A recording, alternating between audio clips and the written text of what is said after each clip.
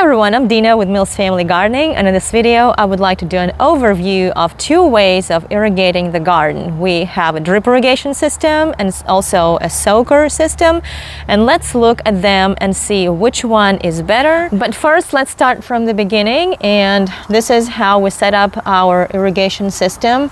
So we have a backflow preventer first, then we have this faucet adapter so that we can use a garden hose at the same time when we use our irrigation system. And then we have pressure regulator, and then we have the polytubing. When the polytubing comes to the garden area, you can direct water in different directions and areas of your garden by using T-shaped connectors or elbow connectors. Here I use the T-shaped connector to direct the water to the tomato patch that we have here. And then in the polytubing, I install these drip emitters. They're 1 gallon per hour. I think this one is broken, so I have to replace that one. But I installed these drip emitters at about 1.5 feet away from each other, and I'm going to plant every tomato by each emitter. When it comes to a tall raised bed, I use this elbow connector to raise the polytubing and direct it to the raised bed. And then I also use this switch so that I can turn off the water when I feel like the raised bed is watered sufficiently, and then the rest of the garden can keep getting water while this raised bed is resting. To water containers with drip irrigation, I set up these 1/4-inch micro tubing, and at the end they have 1 gallon per hour drip emitters, and I use this T-shaped micro connector to connect this micro tubing to the main polytubing. So here we have our in-ground bed, and to water in-ground beds, I like using this 1/4-inch polytubing that already has built-in emitters here.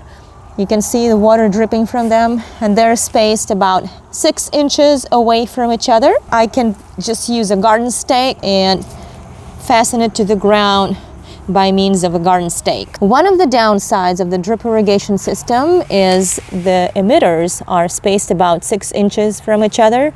So whenever I plant seeds in between those emitters, they do not get watered. The irrigation is not uniform. So try to keep that in mind when you plant carrot seeds, and they need to be watered evenly. Now let's talk about soaker tubing. We don't have a soaker hose, but soaker tubing. And I connected the soaker tubing to the polytubing by means of this 2 gallon per hour drip emitter. That way the water gets spread evenly without having it run out real quickly at one end of the tubing and then no water at all at the other end of it. With soaker tubing, the water comes out slower, so I need to make sure to keep the water on for a while so the water would go deeper to the roots. But the good part about soaker tubing compared to drip irrigation is that the water distributes evenly, so you can plant your carrot seeds as close as you want to and they all will get watered. It seems like with drip irrigation, it would be easier to water containers, and with soaker tubing, it would be a little more difficult, even though there would be a way to water containers with soaker tubing.